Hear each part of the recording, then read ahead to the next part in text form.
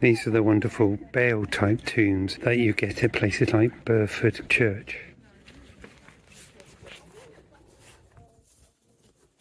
They look Georgian, I think.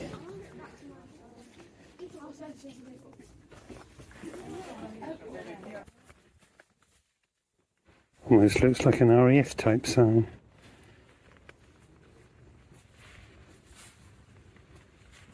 This is beautiful. Cast of Anglo-Saxon gravestone, about AD 1000, found in the Bibury churchyard and now in the British Museum. I thought it was here, but it must be a copy. Another cast of Anglo-Saxon gravestone. It's full of alcoves, this place. Nice little window seat to read the Bible, maybe, if that's your inclination. Nice lattice sort of back door.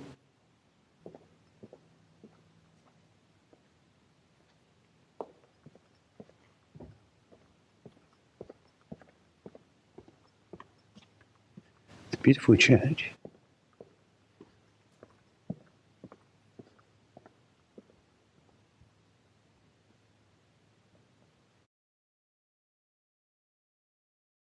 Today I'm in Kidderminster at St Mary's in Orr Parish. Hello. Do you want to come in? Yes, you're about open, are you? We're open. Oh, are you? Oh, that's lovely. Yes, I... You know. Oh, brilliant. Give us time to get in. Yes, I will. Yeah, yeah, Unlock yeah. the door. Okay, yeah. We shall be there. Yeah, lovely. Well, this is the tomb of Thomas Blount Yeah.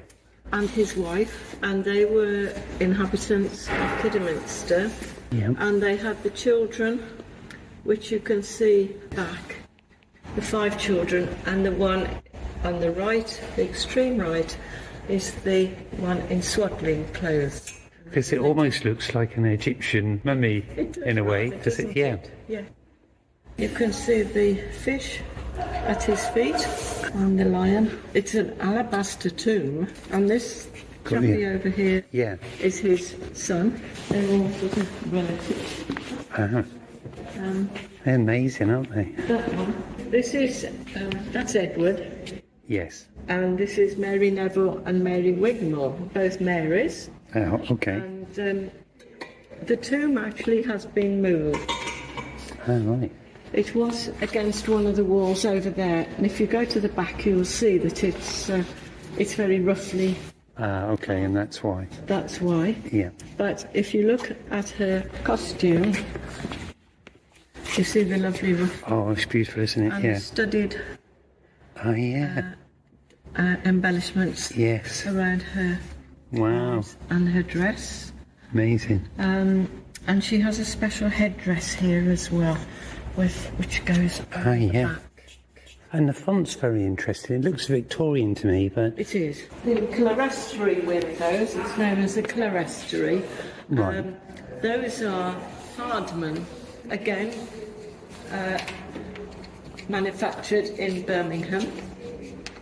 And those are lovely windows, bright colours, all the angels with various things, trumpets, harps and lutes and goodness knows what. I wasn't quite expecting a tour, but what a welcome. What lovely ladies they are. How amazing is this?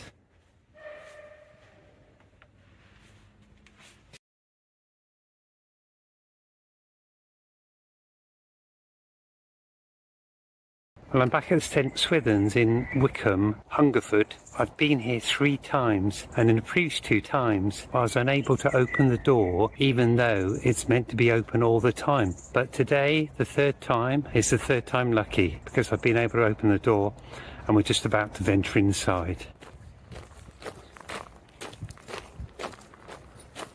This is the place that's got some interesting elephants on the ceiling, I believe, from memory. I've left the door ajar. I daren't shut it because I couldn't open it. Look at the light streaming in from the window there. That's lovely. On this window. We'll have a look at the elephant shortly.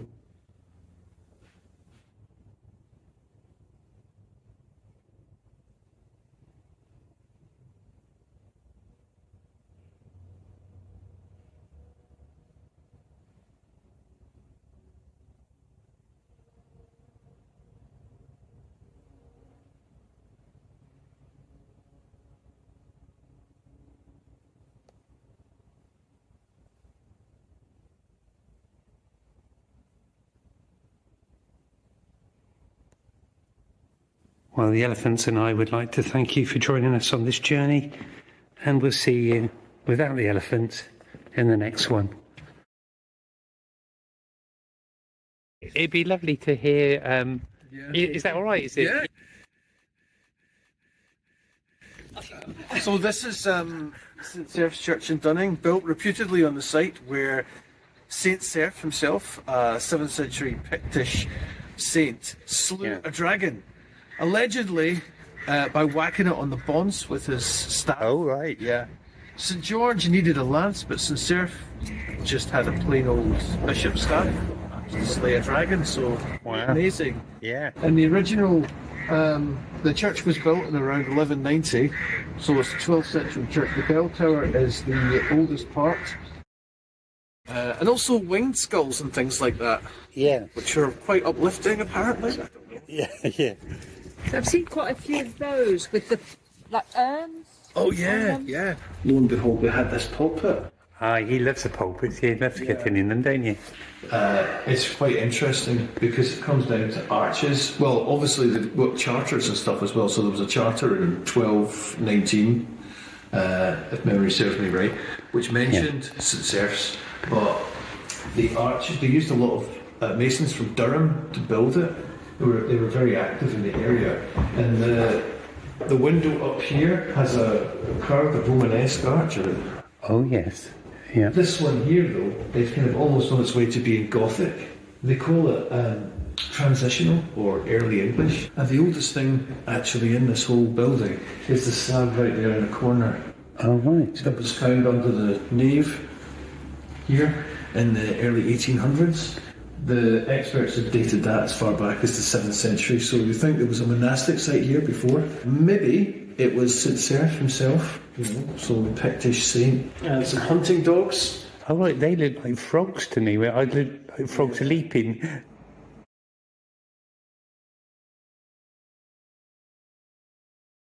Hello and welcome to the channel. Today I'm in Northamptonshire with my son. He's out pursuing his passion, following bin lorries, and I'm out pursuing mine, which is looking at churches. Today, when he's finished, we're heading to a place called Brixworth, which is a village about 12 miles north of the county town, and in it stands what is incontrovertibly one of the most historically important buildings in England, and probably the most important 7th century building in Northern Europe, which is quite a tall claim, and yet we've probably never heard of it. I certainly haven't. So I'd be really intrigued to see if it stands up to the claim. Let us go and find out. I'm sorry about the noise, but here we are in Brixworth at the Saxon Church. As I say, it's from the 7th century, so let's see what we can see.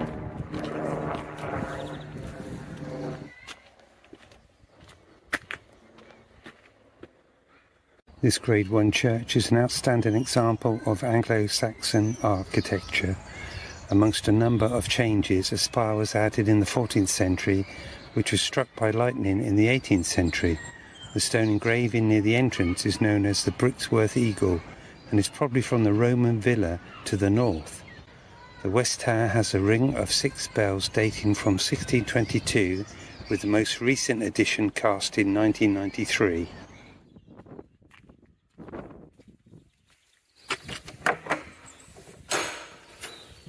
All right.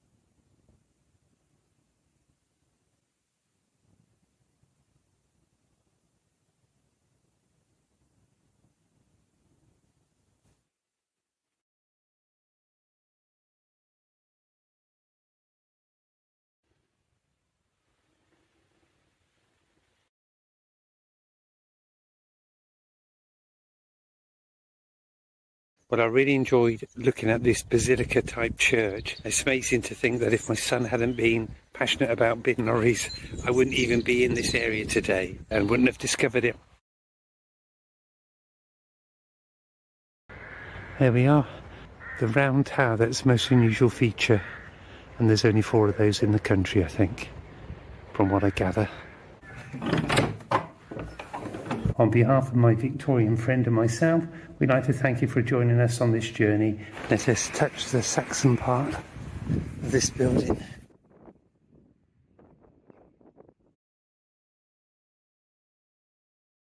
There she blows. She being a 12th century church standing beside a Tudor hall with a beautiful 17th century gatehouse, which we'll see later. The oldest parts of the church building are early medieval, as I'm swallowed by the porch. It's interesting in the porch to see the figure that appears to have his tongue sticking out, as though he's mocking those who would enter. And as we make our way back to the car, I wish you all a beautiful journey through your own lives, idyllic as the countryside is here. Today we're at the world's oldest wooden church. Son's happy, he's having his food. I'm happy because I'm here. This is the view the vicar would have if the toys weren't here. And there's the organ I saw being played on YouTube. Taking the shield of the faith, wherewith ye shall be able to quench all the fiery darts of the wicked. Put on the whole armour of God, that ye may be able to stand against the wiles of the devil.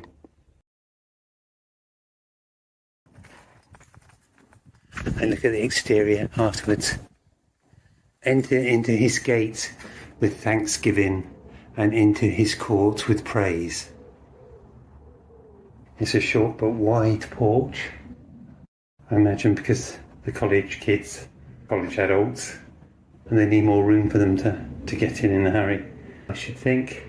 I notice here there's some graffiti in the porch, this one to 1627, and over the other side, someone who's given away his name, William Cleverley, 1707.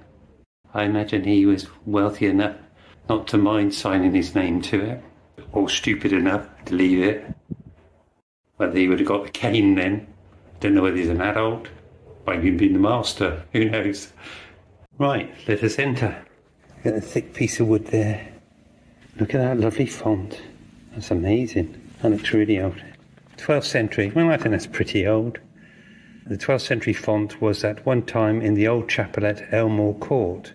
When the chapel was pulled down in 1818, the font was used here as a water trough and later brought to Rencombe and used as a garden ornament. It says here, the north wall has traces of an older church which predated the current building. 3 pillars dating from the 13th century.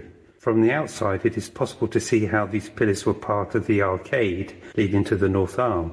Also visible are the remnants of a later door that was also filled in with ashlar. As soon as I pressed record on the camera, the fly came near me, started buzzing around. If it's not lawn mowers, helicopters, outside traffic, bumblebees, wasps, it's flies. St. Peter and St. Paul, Northleach. We'll have a proper look at the porch, which is magnificent apparently. It looks pretty good from what I can see. Hello. This is a mirror reflection of what's under the font. Simon Jenkins said that they had 15 children.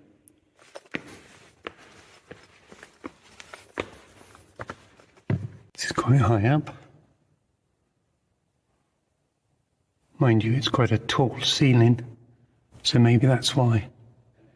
This is the Elon Musk of the day, I suppose. In the world trade, anyhow. And his name is John 1458. He rebuilt much of the church, especially the nave and clerestory. The 6 medallions are his hallmark. J.S. Lowry painted Burford Church, which I've been to, in the winter of 1947. He then cycled to Northleach to paint this church here, where I'm at. I'd been on the J.S. Lowry walk, and Larry painted Stowe Marketplace as well. I never realised he'd ventured this far south, actually. So much for my quick walk around the interior. There's so much to see here. It's amazing. This was once a powerful and rich area. There's some more gargoyles over here. Some quite ugly ones. They're meant to be ugly, aren't they?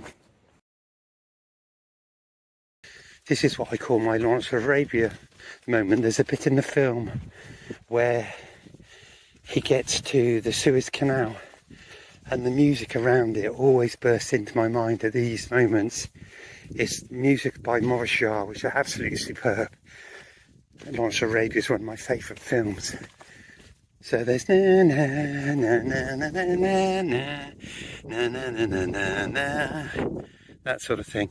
Okay, I won't sing any more of it because it'll probably get a copyright strike. So anyhow, we can have beautiful days and be completely miserable inside, like the Buddy Holly song, Raining in My Heart. And yet there can be things of great moment that are happening within us despite the beauty.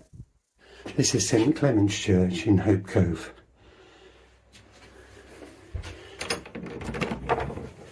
So, yeah, it's a tiny place.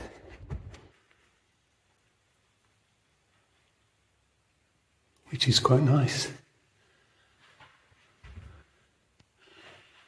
Because it's so small, it's very intimate. It's lovely, actually. I'll show you the tiny font, you'll be amazed, I think. It's probably the feature of this video. If you're not into landscape, look at this. It's so small, it's actually on the window. Quite a dinky little thing, isn't it? Quite cute, I suppose you might say. And look at the light as well streaming in from that window. How lovely is that?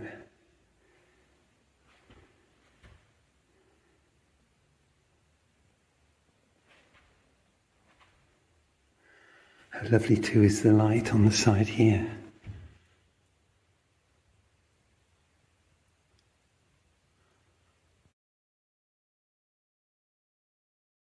Now this church has 3 stars in Simon Jenkins' book of 1,000 churches, apparently.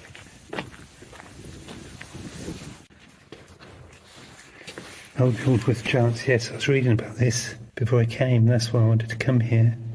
Very interesting. I'll put some details about it.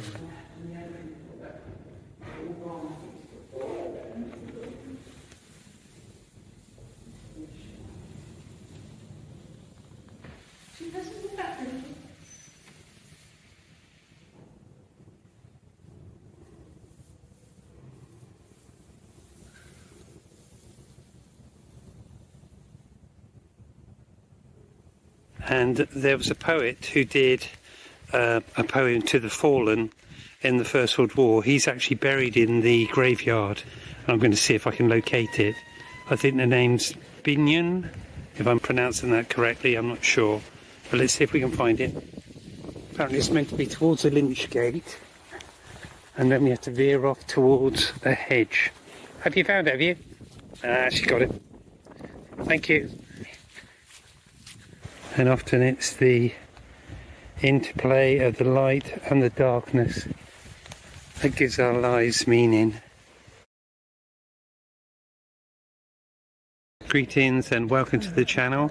Today I'm at a National Trust property, Stourhead, and as you can see in front of me is Stourton Church, and I'm hoping to get there later. But the National Trust property is absolutely humming with people today, so whether we'll actually get in there or whether there will be enough space to actually record anything, I don't know at the moment, but I'll see you in there hopefully shortly.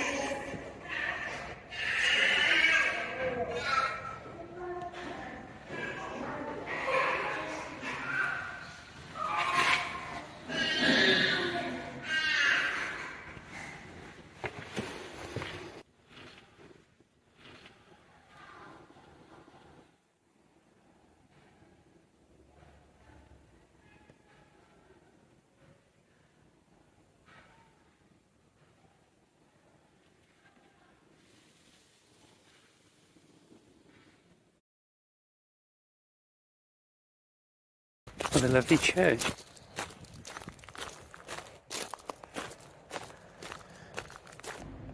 Isn't she beautiful?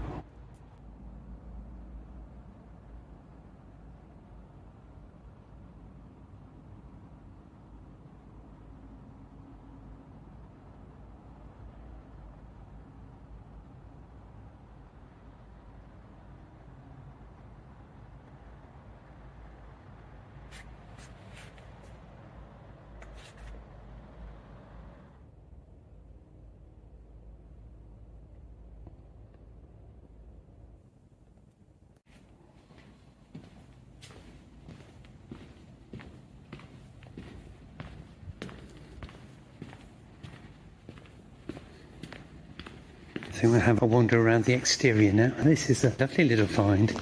My son's been running around the outside of the church and timing himself. How long did it take you this time? 23:33. 23:33, blimey. Is that your best time? Yeah. Come on, have fun. Do a lap. Do a lap.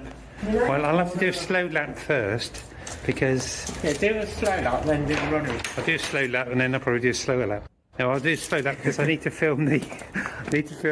graveyard Film it while for the you're channel. running. Well, I don't know. It'd be bobbing up and down, really. I haven't got a gimbal. You going to time me, are you? Yeah. Yeah, okay. Shall I... Ready. Okay. Any mark? Get set. Go.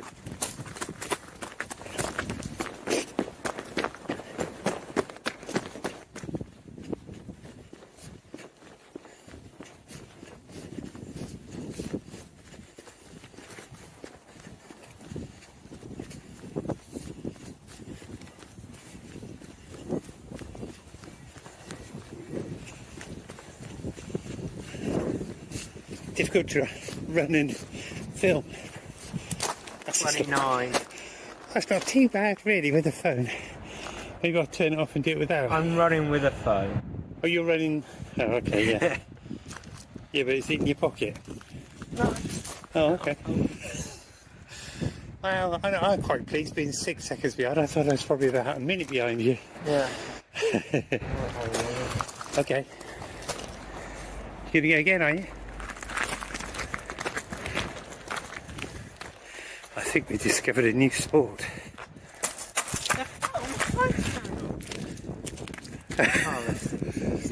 You turned it off? No, it turned itself off. Oh, right. And it didn't even stop. Thank you everyone for tuning in and see you in the next one. Bye for now.